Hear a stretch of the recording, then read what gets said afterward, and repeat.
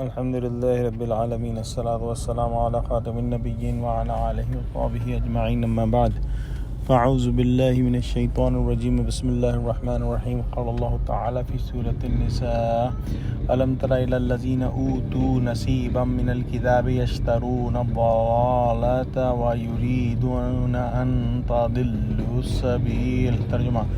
بھلا تم نے ان لوگوں کو نہیں دیکھا جن کو کتاب سے حصہ دیا گیا تھا کہ وہ گمراہی کو خریدتے ہیں اور چاہتے ہیں کہ تم بھی رستے سے بھٹک جاؤ۔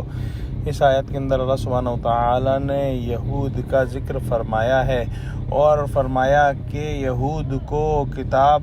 سے حصہ دیا گیا تھا، گویا لفظ پڑھنے کو ملے لیکن عمل کرنا جو اصل مقصود تھا ان کو نہیں ملا، اور وہ گمراہی خرید کرتے ہیں، یعنی پیغمبر آخر الزمان محمد صلی اللہ علیہ وسلم کے حالات اور اوصاف کو پہچانتے ہیں اور دنیا کی عزت اور رشوت کے واسطے چھپاتے ہیں اور جان بوجھ کر انکار کرتے ہیں اور چاہتے ہیں کہ مسلمان بھی دین سے پھر کر گمراہ ہو جائیں، اور اللہ تعالیٰ اے مسلمانوں تمہارے دشمنوں کو خوب جانتا ہے۔ اگلی آیت میں ارشاد فرمایا واللہ اعلم باعدائکم وکفی باللہ ولیا وکفی باللہ نصیرا۔ ترجمہ اور خدا تمہارے دشمنوں سے خوب واقف ہے اور خدا ہی کافی کارساز اور کافی مددگار ہے۔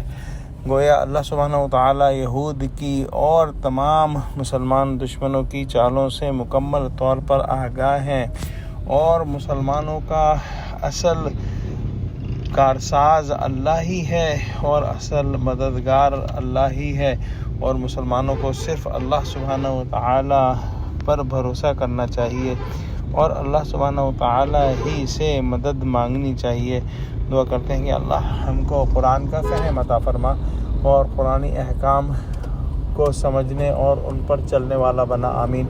وآخر دعوانا الحمد للہ رب العالمین۔ السلام علیکم ورحمۃ اللہ وبرکاتہ۔